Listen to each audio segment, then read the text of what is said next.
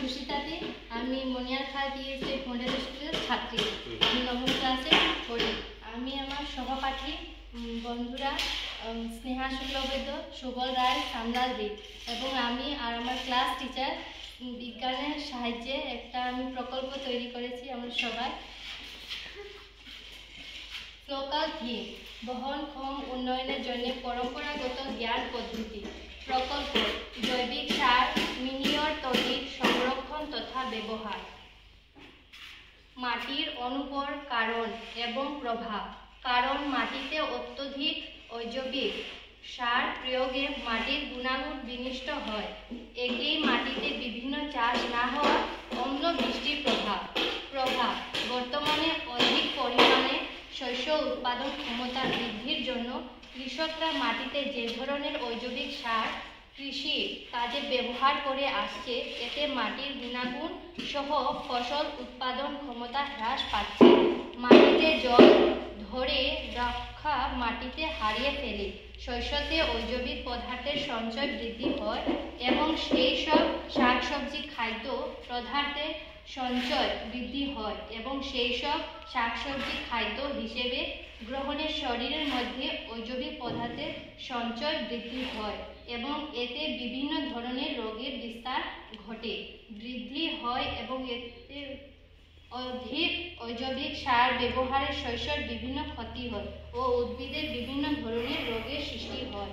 কাঁচা গোবর ও কাঁচা শাকসবজির বাকল সরাসরি কৃষিকাজে ব্যবহারের ফলে শস্য উৎপাদন ক্ষমতা হ্রাস পায়, কারণ কাঁচা গোবরের ক্ষতিকারক ব্যাকটেরিয়া থাকে এবং অন্যান্য কিছু ক্ষতিকর বীজ থাকে, অণুজীব থাকে, যাহা উদ্ভিদের শস্য উৎপাদন ক্ষমতা বাধা সৃষ্টি করে।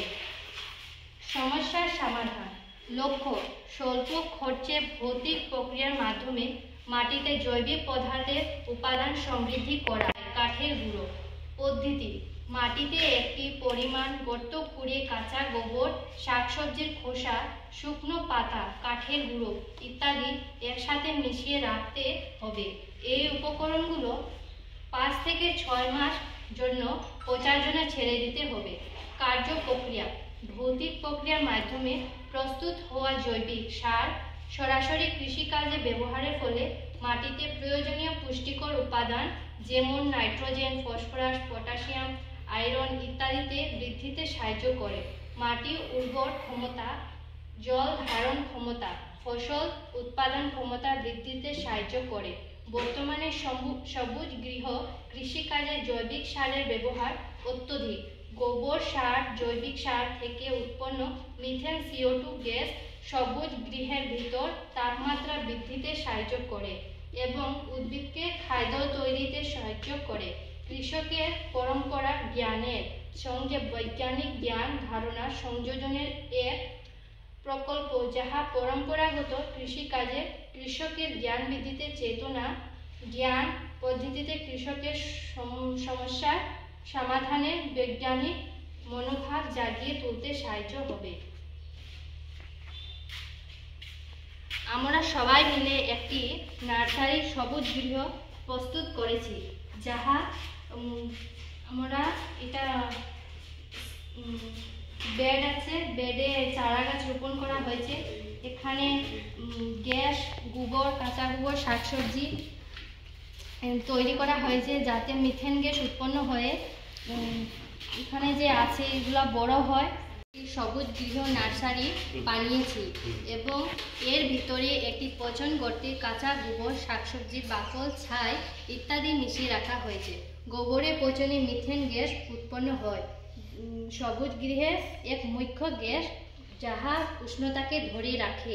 সবুজ গৃহের ভিতরে তাপমাত্রা বৃদ্ধি হয়। ইহার ফলে নার্সারির ভিতরে গাছগুলো অধিক তাপশক্তি পায় এবং ফসল উৎপন্ন ভালো হয়। প্রস্তুত হওয়া পচন সার সরাসরি ব্যবহারে গাছের বৃদ্ধি হয়, মাটির গুণাগুণ বৃদ্ধি হয়, ফসল উৎপাদন ভালো হয় এবং গাছগুলো রোগমুক্ত থাকে।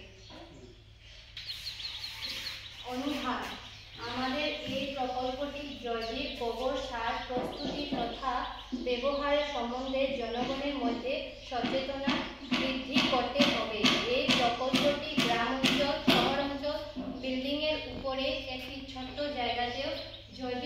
কৃষিকাজ ফসল উৎপাদনে জৈবিক গোবর সার প্রয়োগের উপকারিতা সম্বন্ধে পরিবেশের উপর ভালো প্রভাবের দিকগুলো সম্বন্ধে জনগণের মধ্যে আলাপ আলোচনা মাধ্যমে প্রকল্পটির বিস্তার করা, মাটিতে পুষ্টিকর উপাদানের বৃদ্ধি, মাটির গুণাগুণ সমৃদ্ধিতে বহনক্ষম উন্নয়নের জন্য পরম্পরাগত জ্ঞান পদ্ধতিতে কৃষকের সমস্যার সমাধানে বৈজ্ঞানিক মনোভাব জাগিয়ে তুলতে সাহায্য করা, জৈবিক গোবর পচন সার বিক্রিয়ার মাধ্যমে কৃষকদের আর্থিক উপার্জনের সহায়ক ইত্যাদি ধারণা কৃষকের জন্য কৃষি কাজকর্মকে উৎসাহিত করে তোলার মনোভাব জাগানো। ধন্যবাদ।